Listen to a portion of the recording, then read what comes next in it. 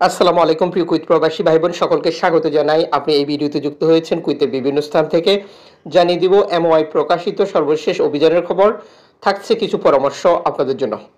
মে মাসের 10 তারিখ আপনি নিজে জানুন, একজন প্রবাসীকে বিষয়গুলো জানান যাতে করে সকলেই সতর্ক এবং সচেতন হয় যারা এই সকল ব্যাপারে অবগত নয়। নিরাপত্তা বাহিনী অভিযান চালাবে, এটা তাদের দেশ, তাদের অধিকার রয়েছে। আমরা প্রবাসী, আমাদেরকেও বেঁচে থাকা টিকে থাকার যুদ্ধে লড়াই করতে হবে, আমাদেরও চেষ্টা চালিয়ে যেতে হবে।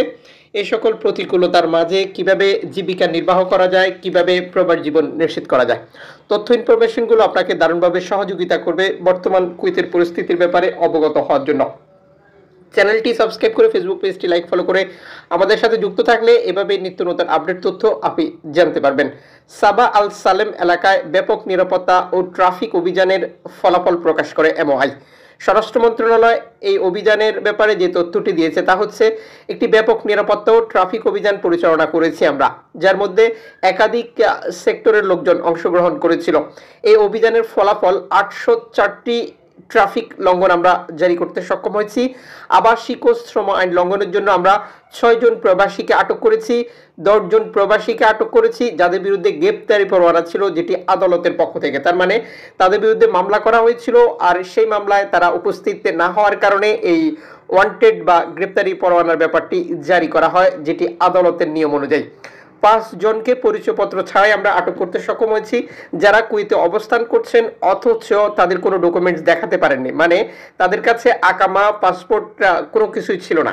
তাদেরকে তদন্তের জন্য ঊর্ধ্বতন কর্তৃপক্ষের কাছে পাঠানো হয়েছে। তারা কিভাবে কুয়েতে প্রবেশ করেছে, তাদের কফিল কোম্পানি স্পন্সর কে এবং কতদিন থেকে তারা এভাবে অবস্থান করছেন, যেটি আরও তদন্তের পর বিস্তারিত জানানো হবে। প্রতিটি প্রবাসীর যার যার বিরুদ্ধে যে অভিযোগগুলো রয়েছে সেগুলো খণ্ডানো হবে এবং আদালতের পক্ষ থেকে সিদ্ধান্ত নেওয়া হবে। এরপর তাদেরকে কুয়েত থেকে নির্বাসিত করবে, যেটা কুয়েতের আইন অনুযায়ী। বিচার বিভাগ কর্তৃক ওয়ান্টেড 6টি যানবাহন জব্দ করা হয়েছে। স্বাভাবিকভাবে তাদের বিরুদ্ধেও আইন লঙ্ঘনের অভিযোগ ছিল অথচ তারা রাস্তায় চলমান ছিল। অস্বাভাবিক অবস্থায় একজনকে আটক করা হয়েছে যিনি মাদকাসক্ত ছিলেন, তবে তার জাতীয়তা এখানে নিশ্চিত করা হয়নি। মন্ত্রণালয় যে তথ্যগুলো দিয়েছে সে ব্যাপারে আরো বলা হয়েছে যে লঙ্ঘনকারীদের গ্রেপ্তার এবং আইনের শাসন সমুন্নত রাখার জন্য আমাদের যে প্রচেষ্টা তা অব্যাহত থাকবে কুয়েতের 6টি পৌরসভায়। আমরা যে চেকগুলো দেব তা আগে থেকে বলা হবে না, নিরাপত্তার খাতিরে সেটি সম্পূর্ণ গোপন রাখা হয়। কখন কোনখানে অভিযান পরিচালনা করবে তৎক্ষণিক সিদ্ধান্ত নেওয়া হয়। আর এই সিদ্ধান্তগুলো আসে বর্তমান প্রতিরক্ষামন্ত্রী, স্বরাষ্ট্রমন্ত্রী ও ভারপ্রাপ্ত উপপ্রধানমন্ত্রীর দায়িত্বে, যিনি এই অভিযানগুলোতে সরাসরি অংশগ্রহণ করে থাকেন। ত্রিপক্ষীয় কমিটিকে কল করে এই অভিযানগুলো পরিচালিত হয়, যে কারণে আগে থেকেই কোনো কিছু বোঝার উপায় নেই যে কখন কোন স্থানে আজ অভিযান চলবে। কুয়েতের 6টি পৌরসভায় একসাথে এর আওতাধীন রয়েছে, যে কোনো পৌরসভায় যে কোনো সময় এই অভিযানগুলো পরিচালিত হতে পারে বলে এই ঊর্ধ্বতন কর্মকর্তা নিশ্চিত করেন। একই সাথে নাগরিক প্রবাসীদেরকে নিরাপত্তা বাহিনীকে সহযোগিতা করার পরামর্শ দিয়েছেন। অনাকাঙ্ক্ষিত ঘটনা, অকারেন্স, যেই কোনো ব্যাপারে অভিযোগ জানাতে 112-তে কল করতে পরামর্শ দেওয়া হয়েছে। কুয়েতকে নিরাপদ রাখতে নাগরিক এবং প্রবাসীদের সহযোগিতার বিকল্প কোনো রাস্তা খোলা নেই বলে এই মন্ত্রণালয় নিশ্চিত করেছে।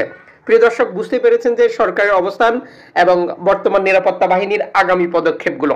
আশাবাদী আপনারা স্ব অবস্থান থেকে কৌশলী হবেন, সতর্ক হবেন।